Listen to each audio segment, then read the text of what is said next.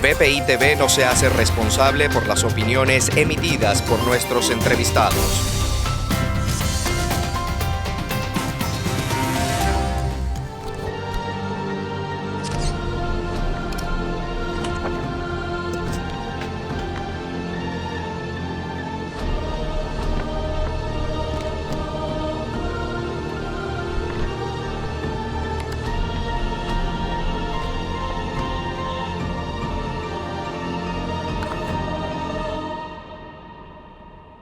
Ya se ha hecho costumbre compartir con nuestra audiencia el top 5 de los programas más vistos del año. Comenzamos con la solicitud de protección hecha por Juan Guaidó ante delegaciones de la Organización de Naciones Unidas. Quisiéramos saber cuál es el alcance de esta solicitud de protección que hizo Juan Guaidó. ¿Esto es puras palabras? ¿Esto realmente es funcional? ¿Qué piensa usted al respecto? Bueno, comenzaría señalándote que esta intervención de Guaidó ha sido oportuna, apropiada y visionaria. Ha sido oportuna porque lo hizo durante el debate general de Naciones Unidas, en donde intervinieron también dentro de la dinámica del coronavirus por vía digital los jefes de Estado o de gobierno de todo el mundo.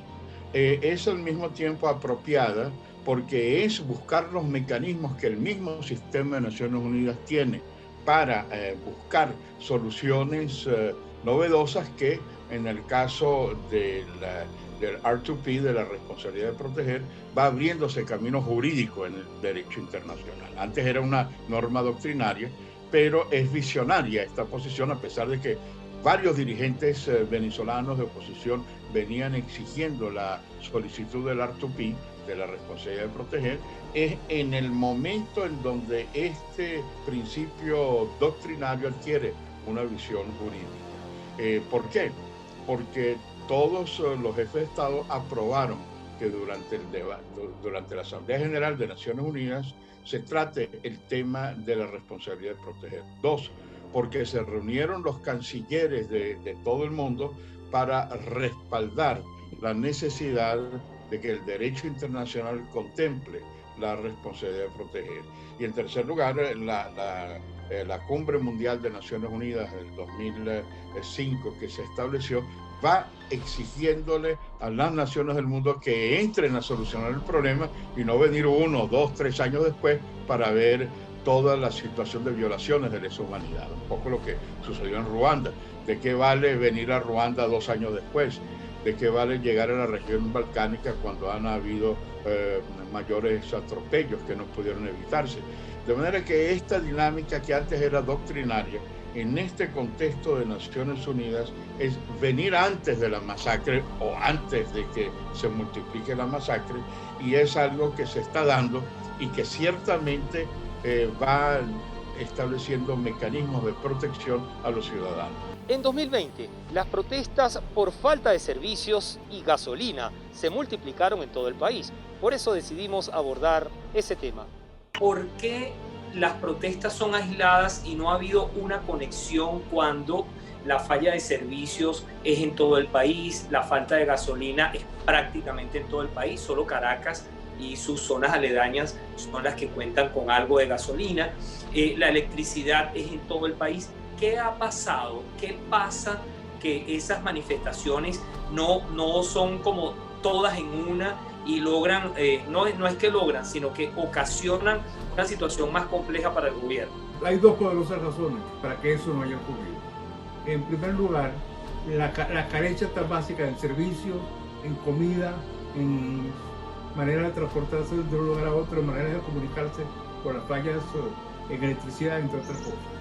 Y la segunda razón es que no ha habido en los actores políticos opositores ni la disposición, ni la capacidad, o las dos cosas, para articular los focos de protesta social, que es lo que puede convertir eso en una gran explosión social en todo el país.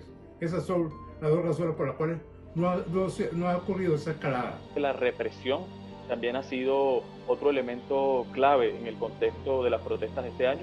Lo vimos en septiembre, que solo durante este mes fueron más de 230 personas detenidas arbitrariamente, más de 50 heridos por armas de fuego, balas, perdigones, por asfixias por gases lacrimógenos y una persona asesinada. Entonces, sin duda alguna que este año 2020 tiene unas condiciones mucho más difíciles, sobre todo en las regiones del país, donde la crisis está impactando con mayor intensidad. Y es por eso que hemos visto que durante estas últimas semanas, después de la tercera semana de septiembre y las 2 primeras semanas de octubre, las manifestaciones en las regiones, en los pequeños poblados, en caseríos, es donde hemos visto mayor intensidad y frecuencia de las manifestaciones. Y sucedió el milagro. El doctor José Gregorio Hernández subirá a los altares. Este fue uno de los programas más vistos del año 2020. Cuando ustedes presentaron este nuevo presunto milagro, que ustedes lo revisaron primero, porque evidentemente pasa primero por la revisión de ustedes, ¿ustedes sintieron que en esta oportunidad había algo distinto? Bueno, siempre hay una emoción, siempre hay algo que puede inspirar, pero no nos atrevemos nunca a decir este es el milagro, pues somos respetuosos de la consideración y de los elementos que tiene la Santa Sede y los dicasterios de la Santa Sede, que se ocupan precisamente del estudio de la causa de estos procesos, ¿no? Entonces, pero sí teníamos algo, porque para nosotros era algo increíble, para nosotros ya era como un milagro, por eso, pero nunca lo decimos, sino presunto milagro. Siempre se presume un milagro de altas probabilidades, con 100% de probabilidades. ¿Cómo llegó este presunto milagro a ustedes? ¿Cómo se enteran ustedes del caso de esta niña? ¿Cómo comienzan a estudiar el caso?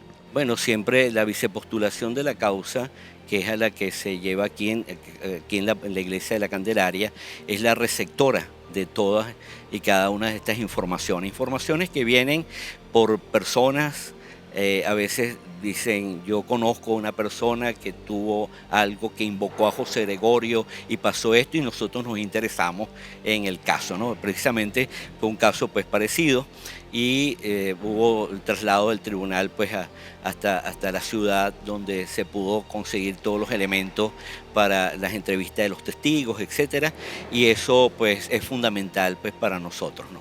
Mira, papito, no es hoy nada más. Toda la vida, desde que uno tiene uso de razón, a nuestros abuelos nos enseñaron la creencia del doctor José Gregorio Hernández.